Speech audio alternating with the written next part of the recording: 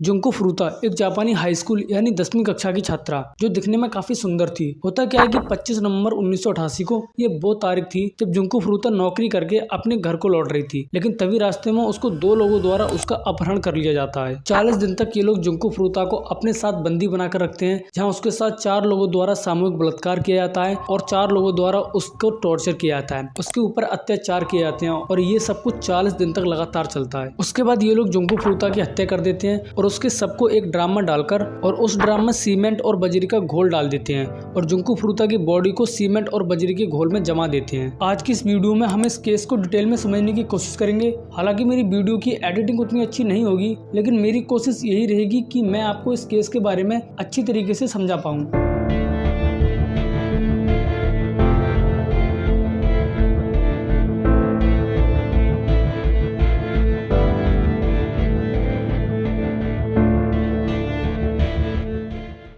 Junko फुरुता का जन्म 18 जनवरी 1971 को जापान के मिसातो शहर में हुआ था और वह अपने मम्मी पापा और अपने 2 भाइयों के साथ उसी मिसातो सिटी में ही रहती थी। जुंको फुरुता अपने एक भाई से आयु में बड़ी थी और अपने दूसरे भाई से आयु में छोटी थी। जापान में एक स्कूल है, यासियो मिनामी हाई स्कूल। इस स्कूल में जुंको फुरुता पढ़ने जाती थी, यानी कि जुंको फुरुता इस स्कूल की स्टूडेंट थी और इस समय जुंको फुरुता की जो आयु थी वो केवल 17 वर्ष थी। अब इसी स्कूल में एक और लड़का पढ़ता था जिसका नाम था हिरोशी मयानो। हिरोशी मयानो ये वो लड़का था जिसको जुंको फुरुता पसंद आती है और वो ये बात जाके जुंको फुरुता से बोलता भी है, लेकिन जुंको फुरुता उसके दोस्ती के प्रपोजल को इनकार कर देती है। कुछ टाइम बाद हिरोशी मयानो इस स्कूल को छोड़ देता है और अपनी पढ़ाई को भी छोड़ देता है और उसके बाद एक गैंगस्टर ग्रुप याकुजा में शामिल हो जाता है। और जो जुंको फुरुता थी वो पढ़ने भी जाती थी और पार्ट टाइम जॉब भी करने जाती थी। और फिर डेट आती है 25 नवंबर 1988। ये वो तारीख थी जिस दिन जुंको फुरुता अपनी नौकरी करके साइकिल से घर को लौट रही थी, लेकिन रास्ते में ही जुंको फुरुता को किडनैप कर लिया जाता है।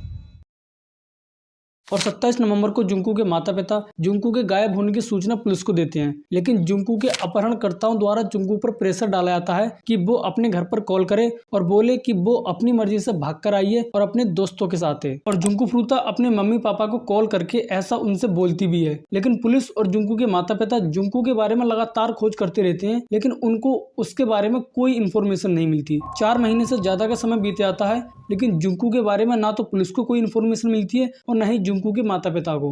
अब होता क्या है कि 23 जनवरी 1989 को पुलिस एक 19 साल की लड़की के बलात्कार केस में 2 लोगों को अरेस्ट करती है। एक तो हिरोशी मयानो यानी कि वही लड़का जिसने जुंको फुरुता से दोस्ती करना चाहा, लेकिन जुंको फुरुता ने उससे दोस्ती करने से मना कर दिया, और एक उसका साथी जो ओगरा। इन दोनों को पुलिस एक 19 साल की लड़की के बलात्कार केस में अरेस्ट करती है। अब पुलिस इनसे लगातार पूछताछ करती रहती है। जुंको फुरुता के बारे में भी इन लोगों से पूछा जाता है, लेकिन ये लोग कुछ बताते नहीं है। और फिर डेट आती है 29 मार्च 1989। इस दिन पुलिस इन लोगों से फिर से पूछताछ करती है और हिरोशी मयानो को पुलिस द्वारा बोला जाता है कि तुमने जो हत्या की है हमको उसके बारे में पता है। तुम्हारे साथी ओगरा ने ये कबूल कर लिया है कि तुम लोगों ने जुंको फुरुता का बलात्कार किया और उसके बाद उसकी हत्या कर दी। अब ये सुन के हिरोशी मयानो को ये लगता है कि ओगरा ने सच में पुलिस को ये सब बता दिया है, और इसके बाद हिरोशी मयानो भी पुलिस को ये बता देता है कि जुंको फुरुता का सब कहाँ है।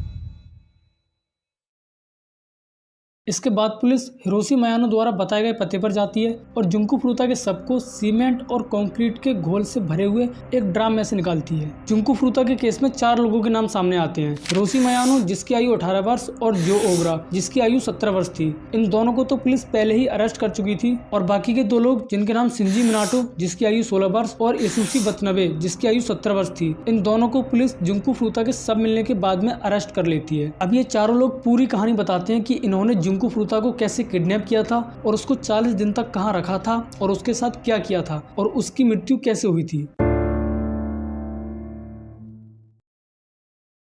25 नवंबर 1988 को रात के लगभग 8:30 बजे जुंको फुरुता अपनी नौकरी करके साइकिल से घर को जा रही थी, लेकिन तभी रास्ते में खड़े हिरोशी मयानो की नजर जुंको फुरुता पर पड़ती है और वो अपने साथी शिंजी मिनाटो को बोलता है कि तुम जाके जुंको फुरुता को उसकी साइकिल से नीचे गिरा दो। और हिरोशी मयानो के कहने पर शिंजी मिनाटो बिल्कुल ऐसा ही करता है। उसके बाद हिरोशी मयानो जुंको फुरुता की मदद करने आता है और शिंजी मिनाटो से जुंको फुरुता को बचाता है। और हिरोशी मयानो जुंको फुरुता से बोलता है कि ये लोग ठीक नहीं है, मैं तुमको सुरक्षित घर तक पहुंचा दूंगा। हिरोशी मयानो जुंको फुरुता फ्रूता का विश्वास जीतता है और उसके बाद जुंगू फ्रूता को एक गोदाम में ले जाता है। अब इस गोदाम में हिरोशी मयानो द्वारा जुंगू फ्रूता का बलात्कार किया जाता है और उसको जान से मारने की धमकी दी जाती है। इसके बाद ये लोग जुंगू फ्रूता को एक होटल में ले जाते हैं और इस होटल में भी जुंगू फ्रूता का ये लोग बलात्कार करते हैं। इसके बाद ये लोग जुंगू फ्रूता को एक पार्क में ले जाते हैं और यहाँ पर ये लोग जुंगू फ्रूता को डराते धमकाते हैं और अपने आप को याकुजा ग्रुप का हिस्सा बताते हैं। याकुजा एक जापानी गैंगस्टर ग्रुप था और ये लोग अपने आप को उस याकुजा ग्रुप का हिस्सा बताते हैं और जुंगू फ्रूता से बोलते हैं कि अगर उसने भागने की कोशिश की